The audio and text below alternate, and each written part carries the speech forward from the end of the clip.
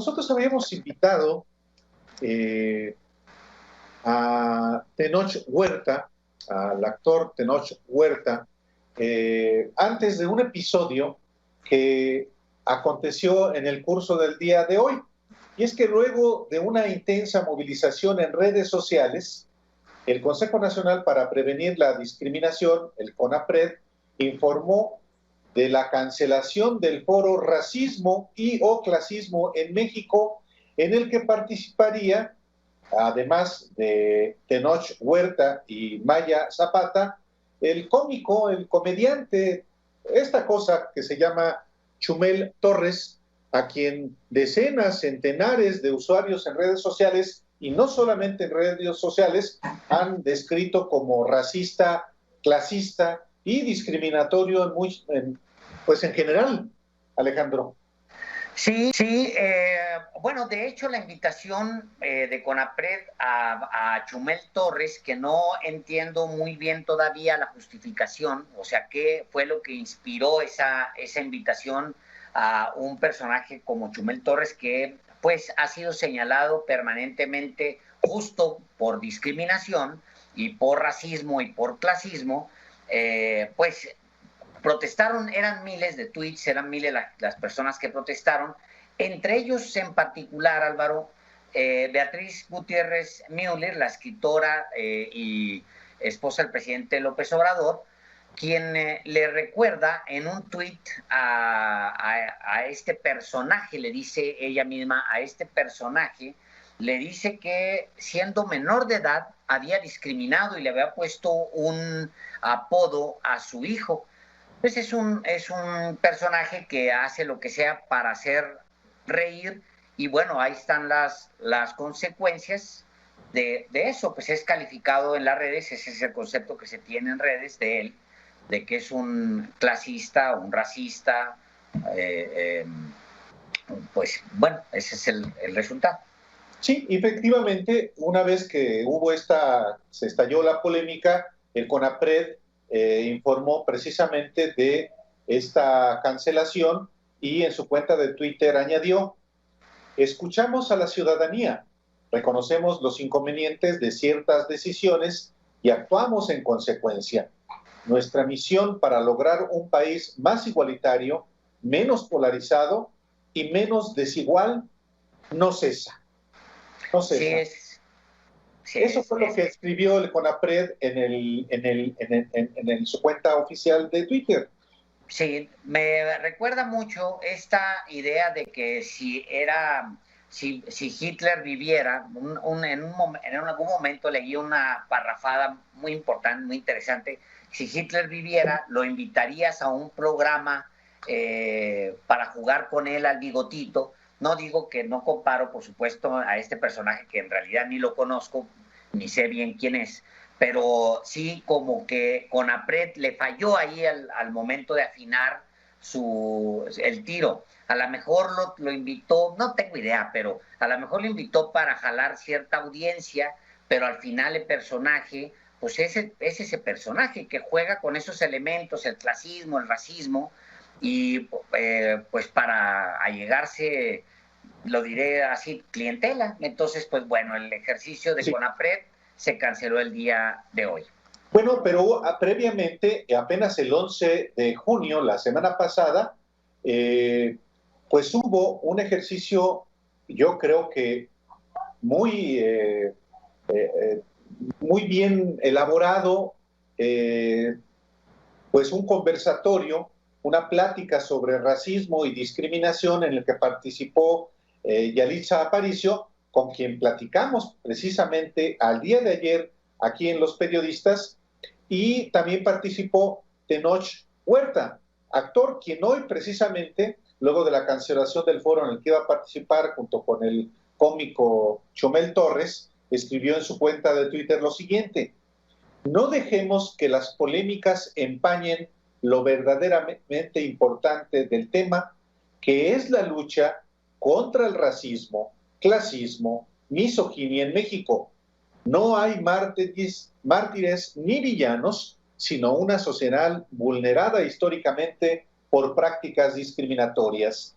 No banalicemos un tema tan importante. Y precisamente por eso tenemos aquí también a Tenoch Huerta, a quien nos da mucho gusto recibir aquí en Los Periodistas con Tenoch. Buenas tardes. Hola, ¿qué tal? Buenas tardes. Pues muchísimas gracias por la invitación y sobre todo gracias porque se abren estos espacios en los medios de comunicación para hacer pláticas y análisis reales, duros y sobre todo puntuales de esta temática que nos viene lastimando como nación desde hace muchísimo tiempo, desde la conquista para acá.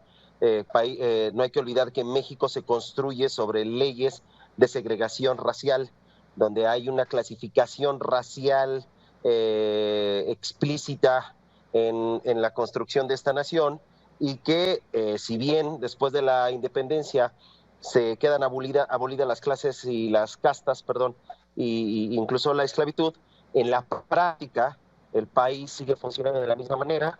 La acumulación de riquezas, la acumulación de privilegios va a favorecer a una parte de la sociedad que además no nada más tiene que ver con dinero y poder, también tiene que ver con el color de piel, porque era la población europea que se ve beneficiada y queda relegada durante muchos siglos la población indígena, la mal llamada mestiza y la afrodescendiente, lo que provoca que ahora, 500 años después, haya disparidades groseras entre gente de un estrato social, pero también de un fenotipo en particular, ¿no?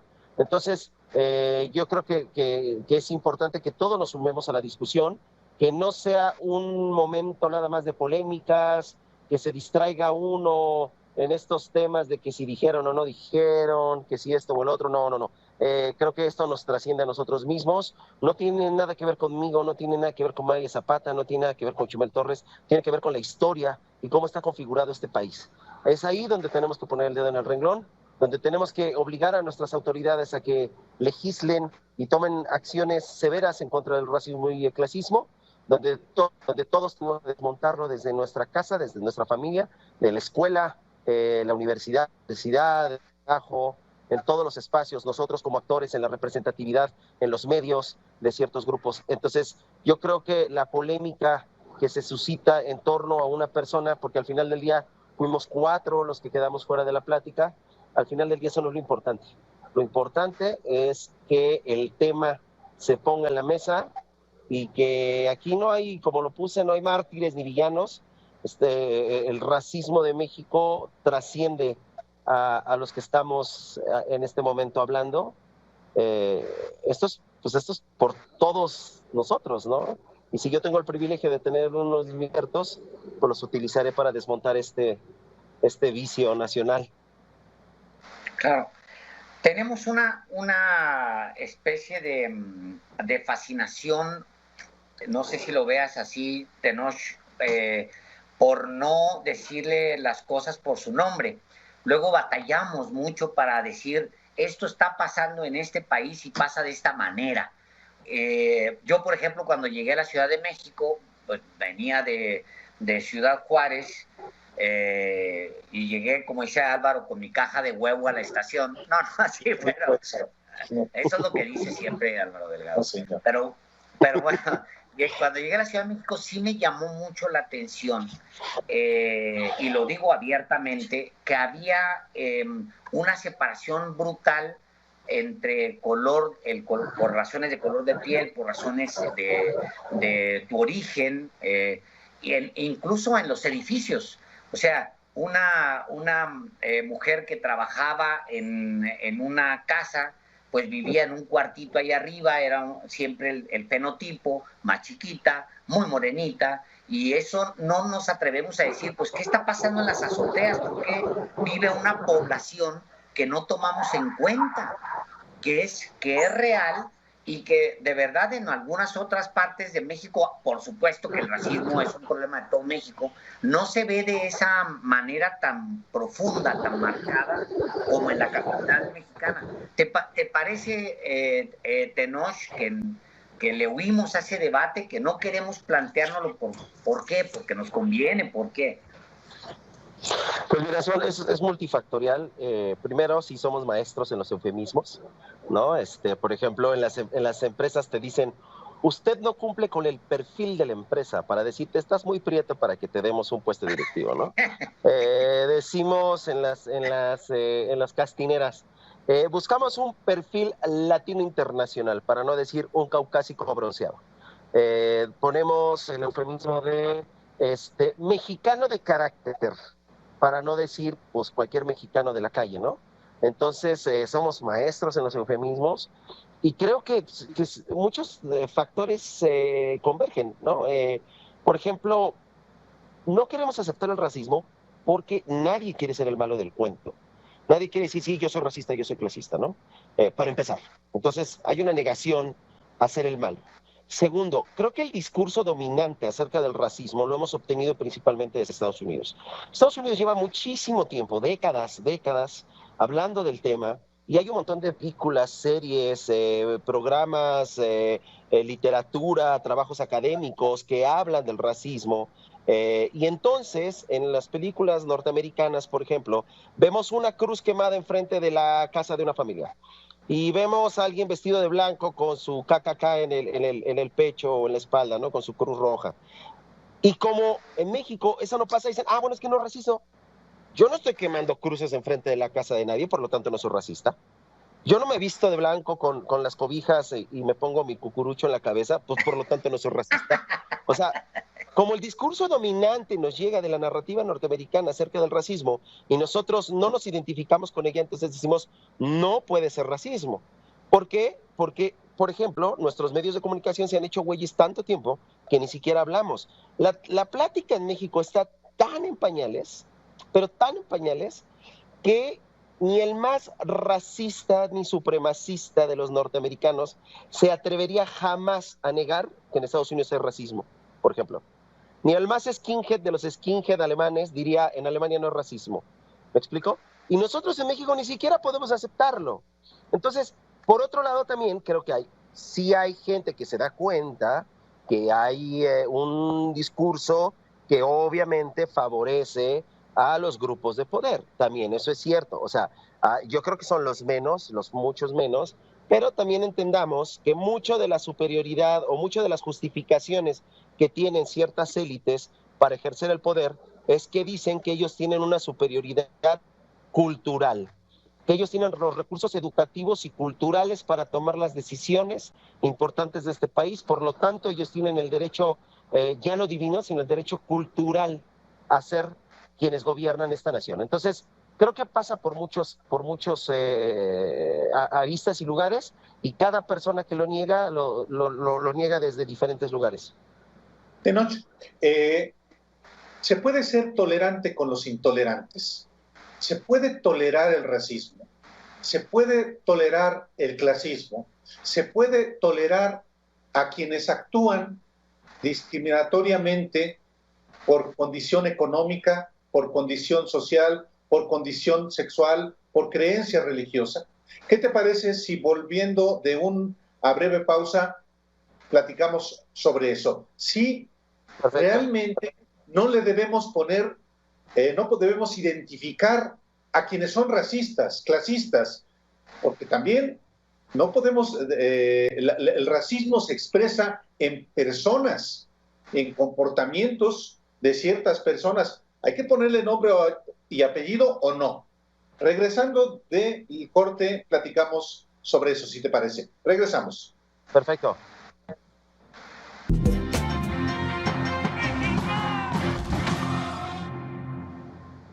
Son las 7 de la noche con 20 minutos y estamos platicando con Tenoch Huerta. Él es actor y antes del corte yo le formulaba a Tenoch y naturalmente también a Alejandro, ¿se puede ser tolerante con quienes son intolerantes? ¿Se puede ser tolerante con los racistas, con los clasistas, con los que insultan a quienes son de una raza diferente? que tienen una creencia religiosa diferente o no tienen ninguna, a quienes tienen cierto color de piel. No me refiero a como el racismo a la inversa, esta estupidez que también prevalece mucho en México, pero no hay que ponerle nombre y hay que exhibir a quienes actúan con estas aberrantes conductas de racismo y discriminación en general. Bueno, primero quisiera arrancar diciendo que las razas no existen, pero el racismo sí. Biológicamente, la variabilidad genética entre un indígena de Australia y un noruego caucásico es del 0.1%. O sea, somos 99.9% iguales todos los seres humanos, compartimos el mismo código genético, por lo tanto, eso no alcanza como para que haya, la variabilidad genética es tan corta que no alcanza para llamarse una raza. Para que haya una raza, los biólogos lo saben mejor que yo, tiene que haber una variabilidad genética, si mal no recuerdo, entre el 1.5% y el 2% o algo así. Solamente así podemos hablar de razas. Por lo tanto, no existen las razas, pero sí existe el racismo. Segundo, no tenemos que ser tolerantes con los racistas y con los clasistas, no, pero el que esté libre de pecado, que arroje la primera piedra, por un lado. A ver, y segundo... A ver, aprovecho ahí. ¿Tú mismo has sido racista en algún momento? Sí, yo he sido racista, he sido clasista, y también he sido misógino, machista, o sea, sí, yo también cojeo de esos pies y por eso hablo con conocimiento de causa, porque he tenido encontronazos en la vida precisamente por esas actitudes, por darme cuenta de mi actuar y la capacidad que tengo de lastimar a otras personas con lo que yo estoy diciendo y haciendo. Así que pues trato de deconstruirme como dicen las compañeras feministas, de construir la masculinidad, construirnos desde otro lado como individuos y empezar a quitarnos todo eso de encima, ¿no?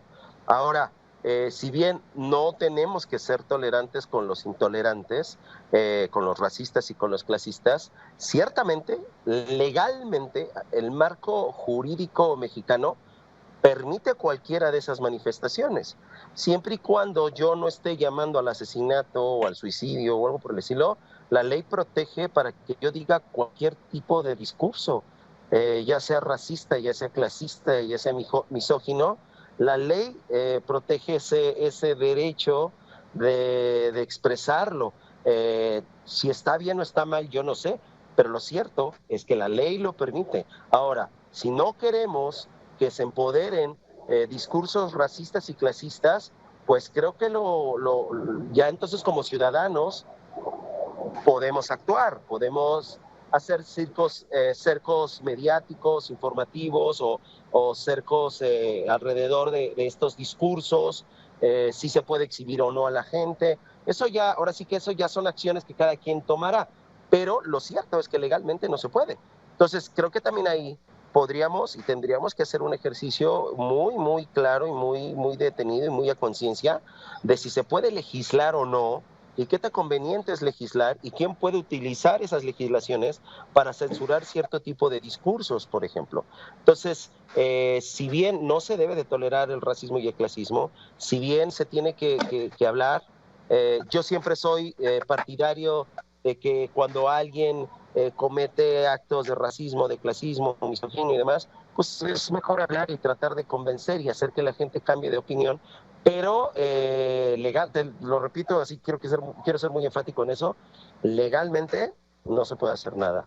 Como consumidores, sí, como público. Por eso hay ley, pues ya por eso hay ley federal para prevenir y eliminar la discriminación, porque hay la libertad de expresión que consagra la Constitución en su artículo 6º, pues sí, sí permite, garantiza la libertad de expresión, pero no es una libertad absoluta, sobre todo cuando se trata de discriminación, y por eso existe justamente la ley federal para prevenir y eliminar la discriminación, que sí sanciona ciertas conductas, bueno, como las de hoy, como las de este individuo Chumel Torres, que no es por darle demasiada importancia, pero es la expresión de alguien que cotidianamente, con el propósito de ganar audiencias, insulta, agrede, con expresiones racistas y discriminatorias. Y el problema es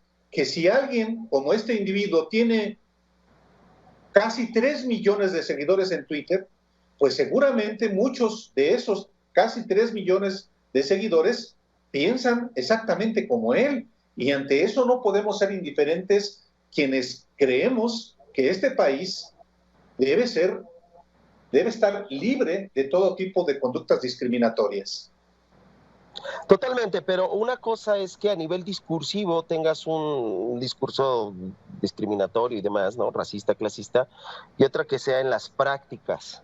Entonces el discurso es una línea gris, es un espacio muy difícil de abordar, entonces, donde creo que las autoridades, junto con la academia, junto con la opinión pública, tienen que empezar a poner los puntos sobre las IES. Y esa es precisamente la razón por la cual yo he estado hablando del tema, es porque el tema tiene que dejar de ser un tema meramente anecdótico, un tema donde nosotros podemos hablar de cuando hemos sido discriminados o hemos discriminado, que eso ayuda muchísimo y es sumamente importante porque comienza desde la conciencia individual. Pero aquí lo importante es que se apliquen las políticas públicas, que se legisle, que haya un marco regulatorio claro, ya no con grises, ya no con medias tintas. Vamos a hablar las cosas de frente, vamos a decir cómo son las cosas, vamos a dejar de usar los eufemismos y entonces sí se legisla a favor de una nación que pretenda, si quiere progresar, si quiere eliminar incluso el crimen organizado, tiene que legislar durísimo y abolir verdaderamente el racismo y el clasismo en este país. Y yo lo digo desde el crimen organizado, porque si tú eres miembro de un grupo que no tiene ninguna salida, donde la sociedad no te da los medios para que escapes de tu situación de opresión, de pobreza, de discriminación, de oportunidades, si tú no tienes esas ventanas de salida, te vas a ir con las únicas ventanas disponibles. Entonces, no importa cuánto estudies, no importa cuántos trabajos tengas, porque han de saber que las clases bajas, lo dice el INEGI, no lo digo yo, las clases bajas tienen 2 y hasta 3 empleos. Trabajan desde las 4 o 5 de la mañana hasta las 10 de la noche. Así que a mí no me vengan que no le echaron ganitas, ¿no? Échale ganas, chavo. Claro. No, sí le echaron ganas y le chingan, cabrón, y aún así no la ven llegar. Y entonces de repente se te acerca un compadre, te da una pistola, te da unos gramos de coca y te dice, oye, carnal, pues si le entras aquí, aparte de que ya vas a tener para comer, pues además no te van a negar el acceso a ningún bar, en ningún antro, te van a atender de lujo en cualquier restaurante, claro, vas a tener para comer. Y en una sola vida, en unos pocos años, vas a poder subir 3 o 4 escalones en la escala social. Claro, así de grave es el racismo y el clasismo. Claro, el narco como vindicación social, o sea, te entrego esto para que escales 3, 4 lugares en lo que la sociedad no te deja hacer, te lo doy. Obviamente te vas a morir tú en un año y el resto de tu familia va a estar siempre en peligro para el resto de su vida, pero escalas 3 lugares y hasta por razones, pues las que conocemos de desigualdad. Te pregunto esto, Tenoch. También, junto con el discurso que ignoramos del racismo, durante décadas hemos hecho a un lado la discusión sobre la inequidad económica. Es decir, somos un país profundamente desigual que nos negamos a esa discusión y nos espantamos cuando alguien dice, pues en esta, lo voy a decir porque a lo estamos viviendo, en esta crisis no les vamos a dar a los bancos, ni vamos a financiar a las empresotas, ahora le vamos a meter dinero a la base. Digo, algo que está haciendo España en este momento, específicamente en este momento, y lo está haciendo al revés Alemania, y lo está pagando caro, porque está rescatando a las aerolíneas y a las grandes empresas, y trae ya una movilización muy fuerte que dijeron otra vez lo mismo, pero nos espantamos cuando alguien dice, y me refiero a López Obrador, por supuesto, cuando alguien dice, vamos a irnos a darle la lana abajo, no arriba, porque ya arriba ya les dimos en los 90s, a mediados de los 90s, y seguimos pagando esa lana, que es el FOBAPROA, y ahora le vamos a dar abajo. Nos asustamos con esa discusión, y nos asustamos con toda la discusión económica, Tenoch, que viene emparentada con la discriminación racial y de clases y etcétera. Sí, mira, por ejemplo, a mí me gusta mucho hablar de esto, ¿no? Imaginemos que hay una ciudad que se construye hace 300 o 400 años al lado de un río, y de un lado del río quedan todos los europeos, la descendencia de los conquistadores, y del otro lado quedan los indígenas, los mestizos y los negros.